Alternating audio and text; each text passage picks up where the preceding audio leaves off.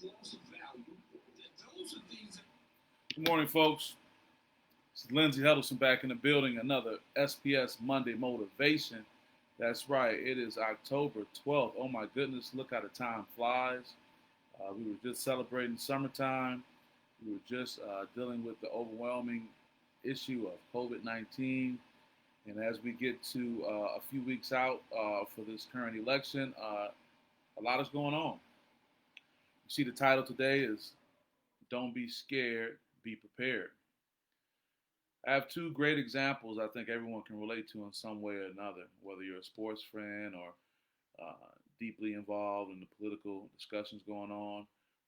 For me, actually, that speaks to my life all the way around, whether it's my commitment to sports and how it can help others be successful on and off the court, on and off the field, or my past life of being very involved in politics. Good morning, Michelle. Always good to see you on this Monday Motivation. Today's topic is don't be scared, just be prepared. If you were like me, you were watching Laker Nation get their 17th NBA championship last night, bypassing Boston to be the all-time winningest franchise in NBA history. I am a LeBron fan. I've been a LeBron fan. I know that's almost like saying Democrats or Republicans, Trump or Biden with some people. But hey, I'm down with LeBron and will continue to be. And I'm happy for him. But I do remember that throughout this Miami Heat uh, playoff battle. Hats off to Jimmy Butler. Hats off to the Miami Heat, Coach Spoelstra, and Pat Riley and what they've done because no one saw the Miami Heat coming. And to be honest, I think at one point people were a little nervous, were a little concerned. And I'll be the first one to admit that had the Miami Heat won last night, being Game 6, I would have been concerned too.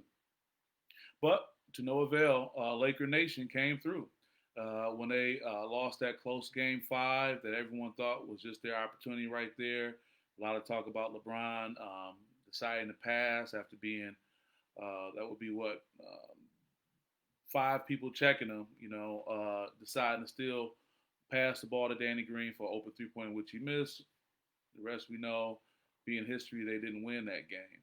But I think it's important to look at how the Lakers came back.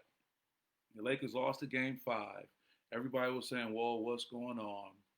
But they came back with one of the most dominant responses in NBA Finals history, only second to the 1985 Boston Celtics and LA Lakers, where the LA Lakers got trounced by some 30 some odd points. So, what am I getting at?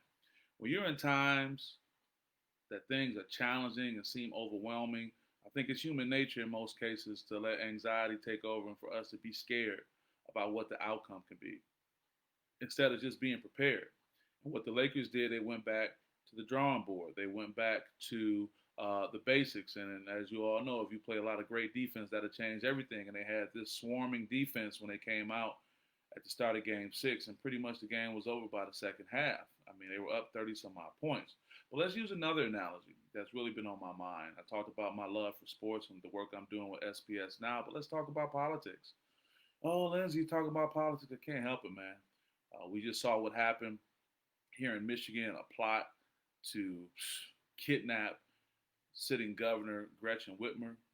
Said on my podcast with Terry McCord on the SBS show, I talked about that in great detail. I talked about my experience being with the former Democratic Governor Jennifer Granholm, being a part of her campaign, being part of her administration for 2 terms, and being closely connected to not only the state police and her security detail, but the Secret Service, and kind of having some insight into that. And it's not about going into that, but what I'm saying is, with all this political rhetoric that's been spewing, and there's no question where my political allegiance lies, I am supporting the Biden-Harris campaign. I've already done that. I've already cast my vote.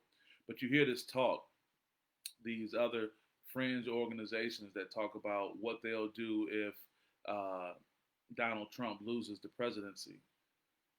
There can be a potential for civil war. You hear this talk about, right-wing organizations and militia groups and what they want to do, storming the Capitol, and just trying the governor for treason and making a citizen's arrest. I know the state troopers who guard the governor. And trying to run up on the governor talking about we about to make an arrest, it ain't going to work for you. And then there is like some ghosts with the state police as well. It's pretty much their SWAT team that I've experienced in very volatile situations. My point being is We have to be careful, folks, not to be overwhelmed and be so scared about what's happening in life, but prepare ourselves for whatever may come. If you were taking a test and you were worried about the subject matter, instead of staying up all night saying, I'm scared, I'm worried about what I could do, you can study, you can prepare. For the LA Lakers, when they lost the game 5, they came back and got back to the basics of having a very, smothering defense. And as it relates to this political tone that's out here, where people were talking about, taking people's lives and harming people, if you're of solid body and mind and have the ability, arm yourself. I'm a former Marine. I understand that. Whether it's a long rifle or a handgun, there's nothing wrong with that. Take advantage of those rights. Now, if you're not the type and you don't want to do that, as my good friend Terry McCord says, weaponize your mind. Prepare yourself. Even if you don't want to take on carrying a firearm to potentially protect yourself and your family and things like that, be vigilant. If you go through a firearm training course, the first thing they tell you is you always want to be aware of your surroundings. It's time to put the phone down when you're out and about. Look around. In most cases, whether someone wants to cause you harm, whether it's based on unfortunate political views, which I hope is not the case, or just looking at you as someone who can just be a potential, victim, and many times it comes when people aren't paying attention. They're not aware of their surroundings. They're not looking at people. They're not engaging people. They're not looking people in the eye, speaking to people, letting them know I see you. I think that's really important. I think if we put our heads down and we get overwhelmed by what we see on the internet, or what we see on the news, and we're so scared, we lose the opportunity to present ourselves to be prepared. Many of us listening, everyone listening can remember Y2K, the year 2000. 20 years ago was approaching, and we all were, worrying about this binary countdown. And when the clock struck 2000, everything would just be shut down. And we did so many things to either prepare or to be ready, but it's no different now. Let's talk about what can happen in this election and all these things. And of course, I want, peace on earth. But people talking about a civil war. I mean, it's unfortunate. People taking these drastic actions, trying to harm other people based on their political views or whatnot. It's really unfortunate. But I tell you all, don't stand there in fear.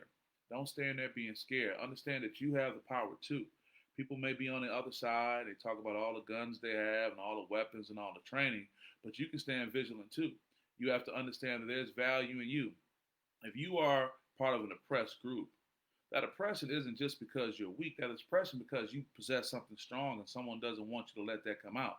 So anyone trying to hold you down, whether it's in a relationship, whether it's in a job function, whatever it may be, they're holding you down because they recognize, probably more than you, the power that you have. In many cases, you wonder why are they putting me through this? Why are they giving me a hard time? Because they recognize a power that you don't even see in yourself. So don't be scared out here in this world. Just be prepared. I'm not saying don't be scared and be oblivious, but be prepared. Take steps to prepare yourself. What do I need to do? Don't take things for granted. Does that mean you need to walk around with your head on a swivel? Well, probably for these next coming weeks, it probably be best to do that. Probably best to be engaged in what's going on, looking at your surroundings, being mindful of where you're going. Because what happens is it's not people coming out individually as lone wolves. People are getting together in a group form. And when they're with the group, there's something called a mob mentality. That when they're around a lot of people, they feel they can say things, do things that they wouldn't do on their own. Okay, well, be mindful of that. So I don't want to bring you guys down. I want to bring you up. It just was really on my heart. And if this is a topic or a phrase that you can keep that can help you, don't be scared, be prepared, so be it. Heard the term several years ago. If you're scared, get a dog. Meaning, if there's something that's bothering you, do something about it. I'm not telling my fellow citizens to go out here and be instigators, start things. But I'm telling you to protect your not only your physical body but your mental health. I don't want folks out here worried or scared about what somebody's going to do to them or try to do to people they care, do something to people they care about based on their political beliefs and things like that. You talk about these militias, they're up in the backwoods of Michigan and all throughout the country, out of the way, and they only come out when opportunities present themselves. Well, whether you limit those opportunities or you're just aware. So with that, guys, I just don't want to talk to you too long. I just want to get you motivated for this week. If things were on your mind like they were on my mind, I just want you at least to think about, okay, what can I do to better prepare myself? If you stay prepared, if you stay ready, you don't have to get ready. Whatever that may be, whether it's in life, dealing with the issues of politics, whether in sports, preparing for your next game to try to be a champion, whether it's that job that you have or that you want, whether it's that opportunity, whether it's a relationship. You can't be dating somebody and not know the backstory on them and be prepared to respond to them accordingly. So with that, guys, as I hit 10 minutes, I just want to thank you guys for supporting SPS. I look to make an announcement later on today or tomorrow about the SPS Team of the Week that I'll be profiling this weekend based on some great play that's going on. I'll get back to you on that. I just want you to stay motivated. We're getting ready to get into the holiday seasons, believe it or not. I mean, it's mid-October. Next thing you know, it'll be Thanksgiving and Christmas. We'll be in 2021. But I don't want you guys to be scared out here. I just want you to be prepared.